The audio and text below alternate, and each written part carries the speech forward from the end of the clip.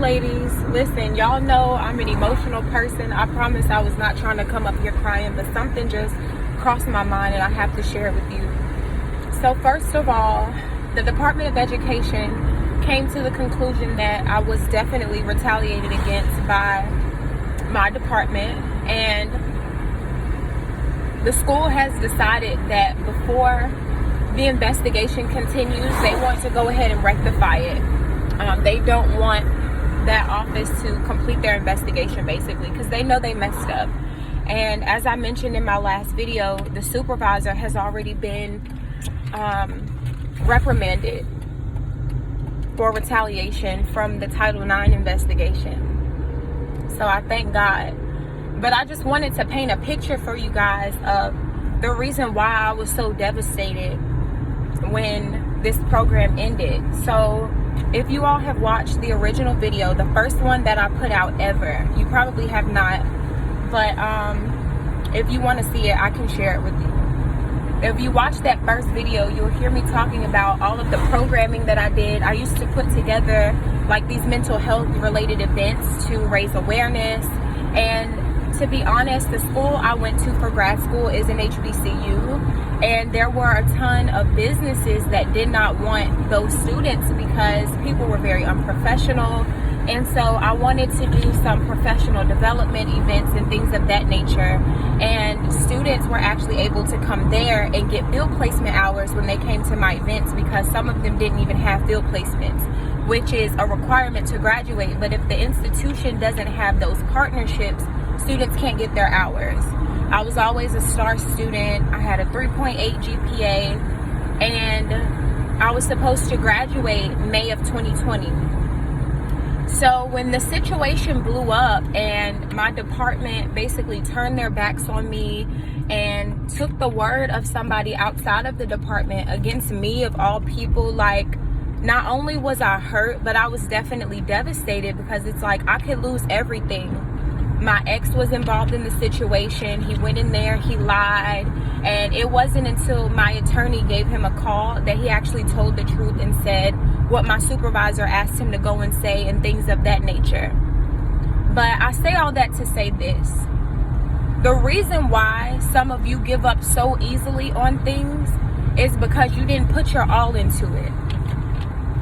When I kept escalating this situation, the student review committee told me that they recommended I not be in the program anymore.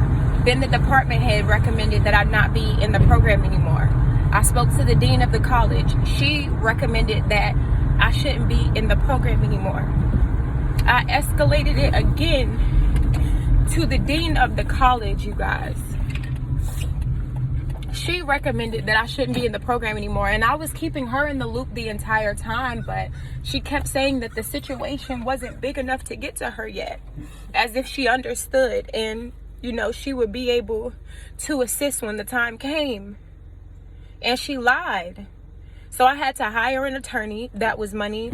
I relocated because there was no reason for me to be in the Raleigh area anymore, especially if I wasn't going to be working in that department, because the plan was after you graduate, you basically have a job. We're going to find a grant for you. Completely shifted the career plans that I had in my head, which there's nothing wrong with it, because you all know, like, I have businesses, so I had other things to fall back on. Things that people couldn't take away from me because it didn't belong to them. I put my all into everything I do. And that's why when somebody comes against me, I have so much willpower and so much passion. I refuse for somebody to take things that I work so hard for. I refuse for an individual to tell me I can't get my degree and I'm weeks away from graduation. I refuse for somebody to tell me, well, you have to let it go. Let's look at your other options for colleges. What are you talking about? I already finished at this college. I'm getting my degree. I hired an attorney. I filed a claim with the Office of Civil Rights from the Department of Education, and they have to do what they're supposed to do, and the situation will be monitored by the Department of Education. And I already shared with you guys that my mental health, I'm telling you, like,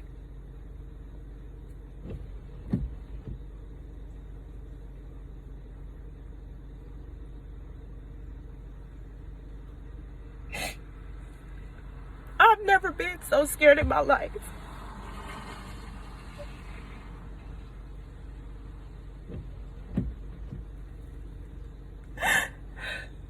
I'm sorry, you guys. I was literally having suicidal thoughts. I've never thought about killing myself before, but I was having suicidal thoughts because the pressure was so heavy. You know, I had family members who were like, oh, well, let me know what you need if I can help you with anything. I'm telling them how much I need for this attorney. I had to get that money by myself, you know, and I'm 25. I'm not 30, 48. But I got that money, took it right out of my emergency fund, and put that money up for the retainer for that attorney. I'm not giving up on myself. And you are all you have. So you have no choice but to put your all into everything. You are all you have. I'm going to keep reiterating that to y'all. This is something I tell my little sisters all the time when they complain about anything. You are all you have. What can you do for you right now? God does put people in your life to help you at different points. That is absolutely true. But when something happens, you can't always look to anybody else. It was people scared to talk to me because they wanted to graduate. And then it was strangers advocating for me, sending letters and emails and stuff on my behalf. I had people who were buying stuff from my skincare line. They don't even use the stuff. They probably go to Bath and Body Works and get stuff cheaper. Buy 3, get 3 free. You're not getting that with Queen Care. But they paid that money and they helped me stay afloat. I would have been homeless. So yes, they are going to pay for what they did. But I just want to reiterate to y'all, you can make it through anything. Take me as an example. I've been through a lot of things, but this right here was really hard. It was really hard.